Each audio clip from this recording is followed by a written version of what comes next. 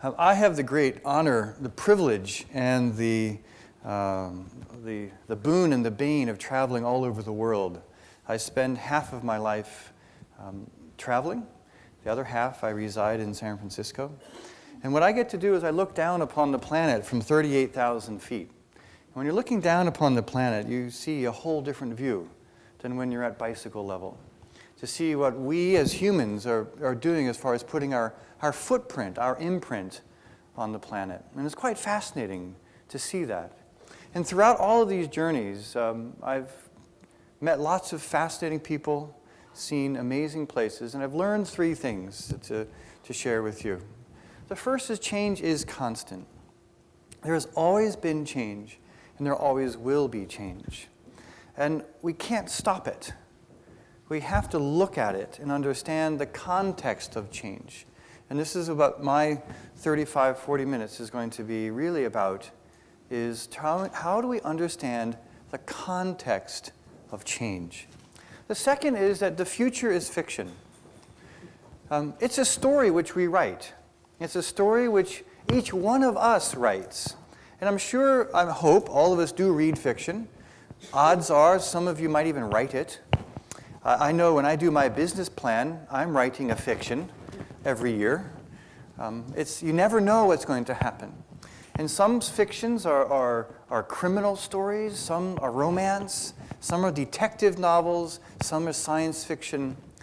You don't really know what that fiction will be, but it's something which I believe that we all should play a role in creating and writing. Which brings me to the last one, which is participation is really what shapes our world. By participating, we in this room have the unbelievable luxury of living in a society where we are allowed to participate in our governance.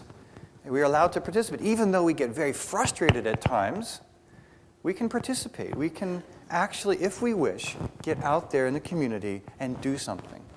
And this is truly what shapes our world, that capability and that activity of participating. So the first one, change is constant. How many of you got to fly into Hong Kong when it was fun? A few of you got to fly in, and it was amazing. It used to be a lot of fun. I'm going to show you. This is the flight path. And you'd come out here, and you'd be waiting, and you'd start to head in, and then you would do an 87-degree right-hand turn. Right? And you would fly straight at this target, right here. Literally, you'd fly at the target, and then you'd take a right turn, and you'd be flying in between apartment buildings.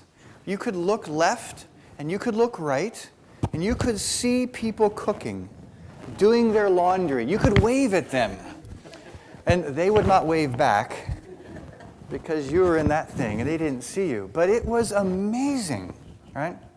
And this is a change. This right-handed, a pilot told me when I asked him, back in the days when you could talk to pilots, I said, what's it like? It was my first time, because I lived in Hong Kong for a year. He said, well, it's 12 hours of boredom and 13 seconds of terror. And then I thought, here's a pilot telling me it's 13 seconds of terror. I'm like, okay. But it was true. But this change occurred every single time. There was never one accident, right? Never. This is a very predictable and intentional change. And we're looking ahead. We have to think, what are predictable and intentional changes which we know are going to occur? Are there any? Because we no longer live in an isolated society. We are connected, whether we like it or not, we are connected. And this is part of the challenge, which I think is this dichotomy, this paradox of how to belong and yet how to be unique, how to belong and how to be self-sufficient.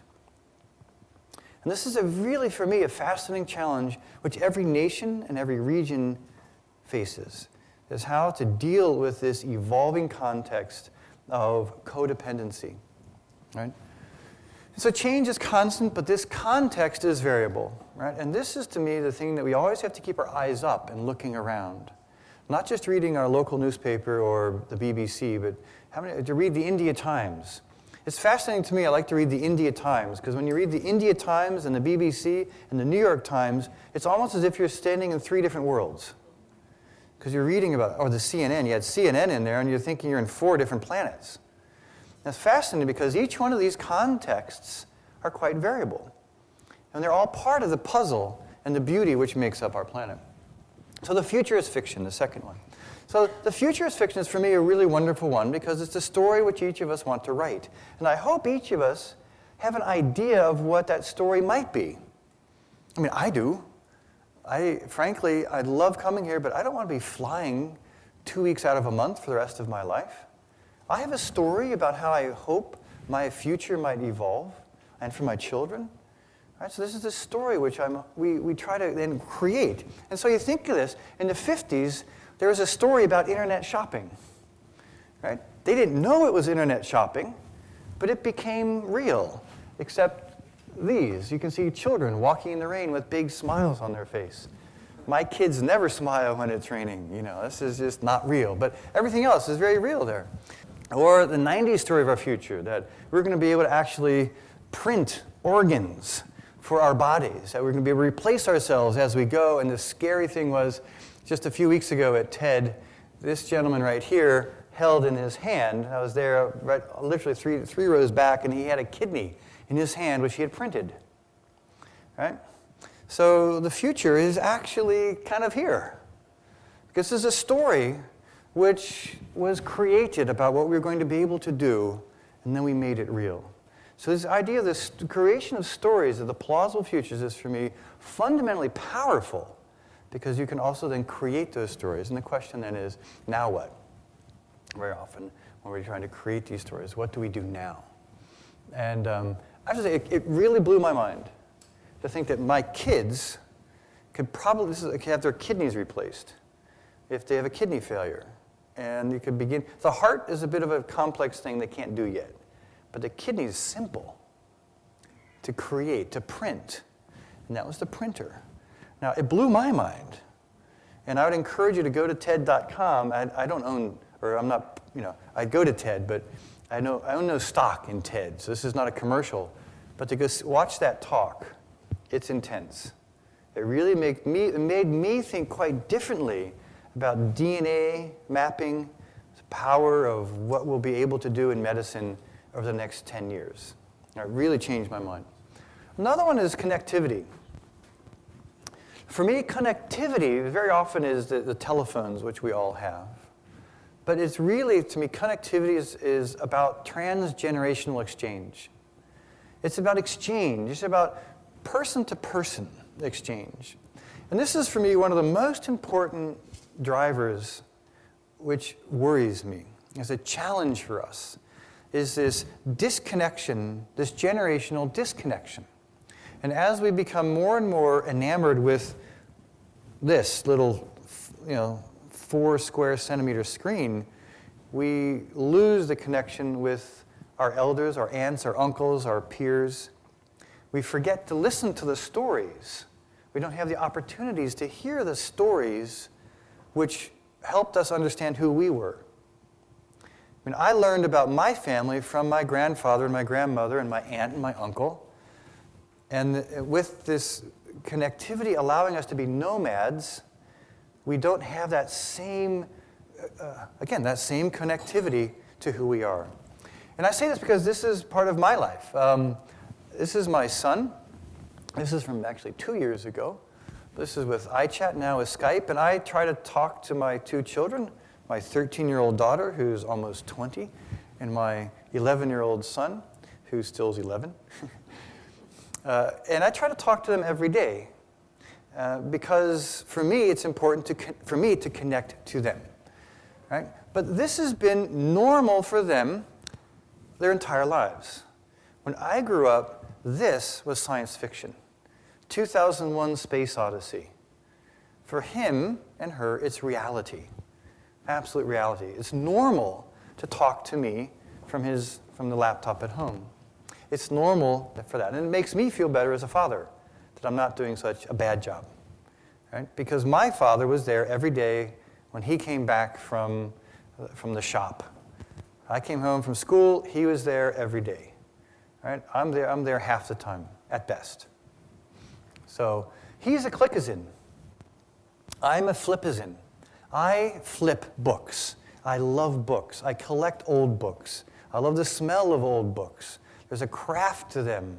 The lithographs, they're amazing artifacts of society. But my kids in this generation of 20-year-olds, they're clickazins. They learn by clicking. They communicate by clicking. They arrange dates by clicking. Everything's clicking. Ta, ta, ta, ta, ta, ta, ta. They become primates. They're monkeys, right? And there are many of you who are, me too, I'm a monkey too, that's okay.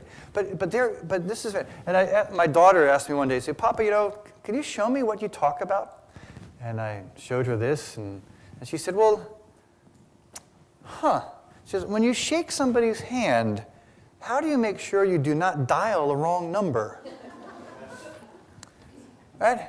I look at this and I see pain, right? It doesn't, tattoos and these things, they hurt. That's it. And for her, she didn't question that this would be possible. Right? She only questioned the functionality. Right? She's a clickazin. This is normal. And clickazins expect everything now. And this is a challenge for us, this issue of immediacy and this expectation. If I send you an SMS, I expect you to answer now.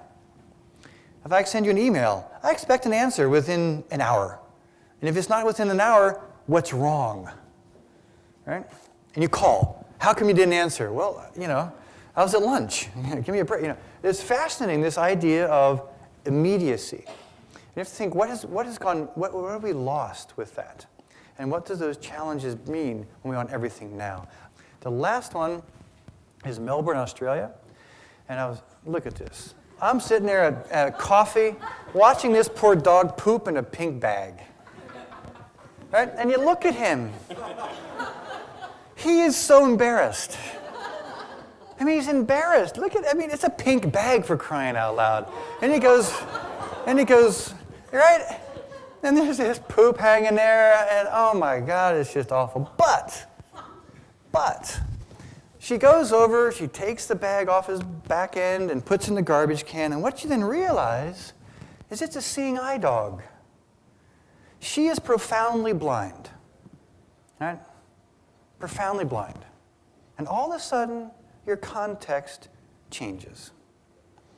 In Melbourne, it's a law that you have to clean up after your dog. It's the law. To be normal, you take care of your business. You clean up after yourself. When you are different, the deepest desire that you have is to be normal, to participate in society as a contributing person every day. That's what she wanted. It was her obligation as a normal person to take care of her stuff. Now, all of us would have said, she's blind. Go ahead, she can poop. It's okay. She's different. But for her, no. You take care of your stuff, right? And that's intense. Especially when I went back to London, literally 3 days later, in Trafalgar Square, and I see this. Newspapers only. And I guarantee you, every single person who stuffed this crap in there could read. They were not handicapped. They were not different. They didn't care, right? And that is, for me, a fundamental. We're looking forward as designers. We have to care about these parameters, about that context. And that's fundamental to us, because there's no such place as a way.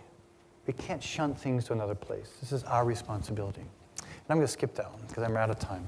So the three things: change is constant, future is fiction, and participation is what shapes our world. Actually, I'm going to change the last one, because we're in the design center. Design is what shapes our world. And actually, it's not just as a flippy thing.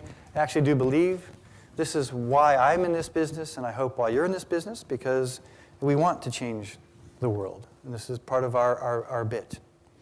So with that, I'm going to say thank you very, very much for the opening, and you can applaud, and then I'm going to move. There you go. All right.